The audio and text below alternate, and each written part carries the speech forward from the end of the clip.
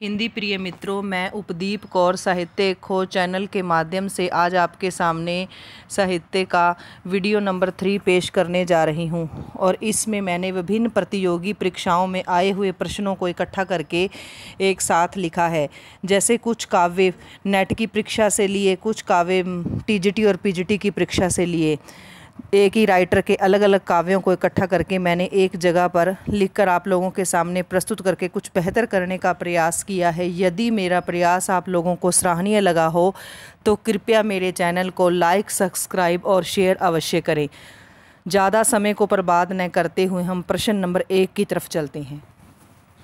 हमारा प्रश्न नंबर 1 है, अजय खंडहर काव्य 1944, मेधावी काव्य 1947, पांचाली काव्य 1955, ये तीनों काव्य किसके द्वारा रचित है? हमारा जो पहला विकल्प है रांगे राघव 1923, मतलब रांगे राघव का जन्म 1923 में हुआ। इसमें मैंने कवियों का जन्म वर्ष भी लिखा है। त्रिलोचन 1917, नागार्जुन जिनका मूल नाम वैद्यनाथ मिश्र है 1911, श्री मंगल सिंह सुमन 1917। हाँ, तो हिंदी मित्रों बताइए, अजय खंडहर, मेधावी और जो पांचाली काव्य है किसके द्वारा लिखे गए? इसका सही उत्तर क्या होगा? जल्दी से बताइए, इसका सही उत्तर क्या होगा? अजय खंडहर, मेधावी और पांचाली जो काव्य है त्रिलोचन शास्त्री के द्वारा लिखे गए। इसका सही उत्तर है त्रिलोचन शास्त्री। अगले प्रश्न पर चलिए। अगला हमारा प्रश्न है, युगधारा 1953, भस्मांकुर 1971, तालाब की मछलियाँ 1975, ये तीनों काव्य किस कवि के द्वारा या लेखक के द्वारा लिखे गए? पहला हमारा विकल्प है केदारनाथ अग्रवाल 1911, दूसरा हमारा विकल्प है प्रभाकर माचवे का जन्म 1917, रामविलास शर्मा का जन्म 1912, नागार्जुन का जन्म 1911। इससे पहले मैंने आपको 1911 में जन्मे सभी कवियों को क्रमानुसार प्रस्तुत किया है। 1911 पिछले वीडियो में मैंने 1911 में जन्मे हुए कवियों के नाम प्रस्तुत किए थे। हाँ, तो जल्दी बताइए हिंदी मित्रों, जल्दी बताइए दूसरे प्रश्न का उत्तर क्या होगा? पहला काव्य है युगधारा 1953, भस्मांकुर 1953, 1971, तालाब की मछलियाँ 1975। ये जो तीनों काव्य हैं नागार्जुन के द्वारा लिखे गए। हमारा सही विकल्प होगा नागार्जुन।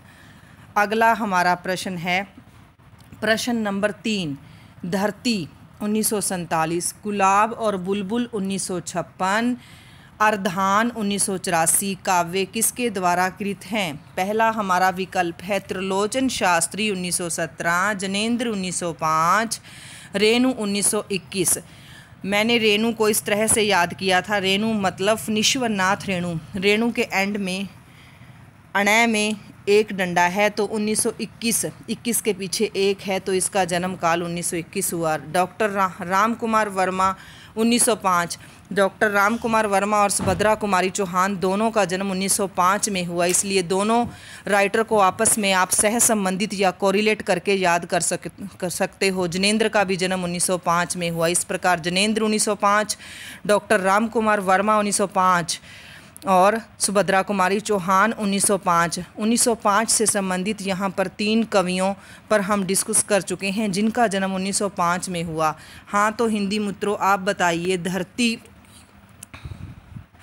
धरती काव्य 1947, गुलाब और बुलबुल काव्य 1956, अर्धान 1984, ये तीनों काव्य किसके द्वारा कृत हैं?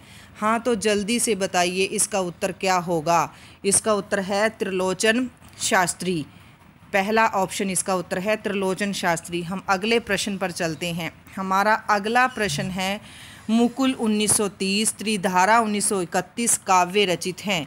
ये दोनों काव्य किसके द्वारा रचित हैं? पहला है मुकुल 1930, त्रिधारा 1931 काव्य। मेरे हिसाब से यह प्रश्न सभी को आता होगा। पहला हमारा विकल्प है सुभद्रा कुमारी चौहान 1905, दूसरा विकल्प है लक्ष्मी नारायण मिश्र 1903। लक्ष्मी नारायण मिश्र से मिलता जुलता एक और नाम है लक्ष्मी नारायण लाल। लक्ष्मी नारायण मिश्र और लक्ष्मी नारायण लाल दोनों एक नाटककार के रूप में प्रसिद्ध हुए हैं। लक्ष्मी नारायण लाल का जन्म 1927 में, लक्ष्मी नारायण मिश्र का जन्म 1903 में। मिश्र से आप याद करोगे 3 मिश्र धातुओं को मिक्स करना, मिश्र मीन्स 3 मिश्र धातुएं, इसलिए इसका जन्म काल मिश्र 1930। नंद दुलारे वाजपेयी 1906, सोहन लाल द्विवेदी 1906। यहाँ पर आपको 1906 में जन्मे 2 कवियों की जो जन्म तिथि है वह याद हो चुकी है। तो आप सही उत्तर बताइए, इसका सही उत्तर क्या है? मुकुल और त्रिधारा सुभद्रा कुमारी चौहान के द्वारा लिखे गए काव्य हैं। इसका सही विकल्प है ऑप्शन नंबर 1 सुभद्रा कुमारी चौहान। प्रश्न नंबर 5 की तरफ चलते हैं। प्रश्न नंबर 5, उर्वशी काव्य 1909, अयोध्या का उद्धार काव्य 1910, कानन कुसुम और करुणालय 1913। कानन कुसुम और करुणालय दोनों के अंदर जो कै व्यंजन सेम है, तो करुणालय में कै, कानन कुसुम में कै, और दोनों का जो रचना काल है 1913। हाँ, तो हिंदी मित्रों बताइए इसका सही उत्तर क्या होगा? पहला हमारा विकल्प है जगन्नाथ प्रसाद मिलिंद 1907। दूसरा हमारा जो विकल्प है केदारनाथ मिश्र प्रभात 1907। अब आपको 1907 में जन्मे 2 कवियों का जन्म याद होना चाहिए। तीसरा हमारा विकल्प है जयशंकर प्रसाद 1889। चौथा विकल्प है विष्णु प्रभाकर 1912। हाँ, तो सही उत्तर बताइए क्या होना चाहिए? उर्वशी 1909, अयोध्या का उद्धार 1910, कानन कुसुम करुणालय 1913। इसका सही उत्तर होगा जयशंकर प्रसाद। हमारा तीसरा विकल्प जयशंकर प्रसाद इसका सही उत्तर है। उर्वशी, करुणालय, कानन कुसुम, अयोध्या का उद्धार जयशंकर प्रसाद के द्वारा लिखे गए काव्य हैं। हमारा जो अगला प्रश्न है, छठा प्रश्न, 1907 में जन्मे कवि और लेखक बताइए। इस प्रश्न पर हम पिछली वीडियो में चर्चा कर चुके हैं। मैंने आपको बताया था हजारी प्रसाद द्विवेदी का जन्म 1907 में, महादेवी वर्मा का जन्म 1907 में, हरिवंश राय बच्चन अमिताभ बच्चन के पिताजी, उनका जन्म 1907 में हुआ, श्यामा नारायण पांडे 1907, श्यामा नारायण पांडे ने मांझे भांडे, ये ट्रिक मैंने आपको बताई थी। महादेवी वर्मा छायावादी कवित्री 1907, हजारी प्रसाद द्विवेदी 1907। अगर आप लोगों को पेपर में क्रम लिखने के लिए आए तो आप महादेवी वर्मा से पहले हजारी प्रसाद द्विवेदी को लिखेंगे। हजारी प्रसाद द्विवेदी के बाद महादेवी वर्मा आएगी, महादेवी वर्मा के बाद हरिवंश राय बच्चन, हरिवंश राय बच्चन के बाद श्यामा नारायण पांडे के नाम को लिखा जाएगा। यही सही क्रम है 1907 में जन्मे कवियों को लिखने का। अगला हमारा जो है, अगले जो और 2 कवि हैं जो 1907 में जन्मे। पिछले 4 कवियों को तो मैंने पिछले वीडियो में बता दिया था, इन दोनों कवियों के बारे में विचार विमर्श नहीं किया था। जगन्नाथ प्रसाद मिलिंद, ये भी 1907 में जन्मे। केदारनाथ मिश्र प्रभात 1907। इनको आप अलग से याद कर लो, इनके लिए मैं आपको कोई भी ट्रिक नहीं बताऊंगी। हमारा जो अगला प्रश्न है अब है 1911 में जन्मे बाकी कवि। इससे पहले मैं 4 आपको 1911 में जन्मे कवि बता चुकी हूँ।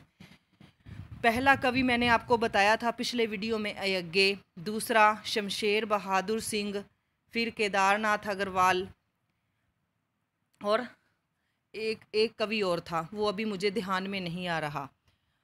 आप अगले 2 कवियों के बारे में जानिए। आरती प्रसाद सिंह 1900, नागार्जुन था शायद वह, नागार्जुन। अय्यगे, केदारनाथ अग्रवाल, नागार्जुन और शमशेर बहादुर सिंह, ये 4 कवि 1911 में जन्मे। उनके अलावा 2 और कवि हैं जो 1911 में जन्मे। आरती प्रसाद सिंह 1911, उमा शंकर जोशी 1911। आरती में आप आ स्वर याद कर लो, उमा शंकर जोशी में आप ऊ स्वर याद कर लो। आ और ऊ दोनों 1911। आ में आ की मात्रा है, चाहे पीछे 1911 में 2 डंडे लगे हुए हैं। उमा शंकर जोशी में आ की मात्रा है तो पीछे 1911, चाहे इस ट्रिक से याद कर लो। आ और ऊ, आरती में आ, उमा शंकर जोशी में ऊ, दोनों हुए 1911। इससे पहले जो 4 कवि थे 1911 के, अय्यगे, नागार्जुन, शमशेर बहादुर सिंह और केदारनाथ अग्रवाल, टोटल 6 कवि हुए।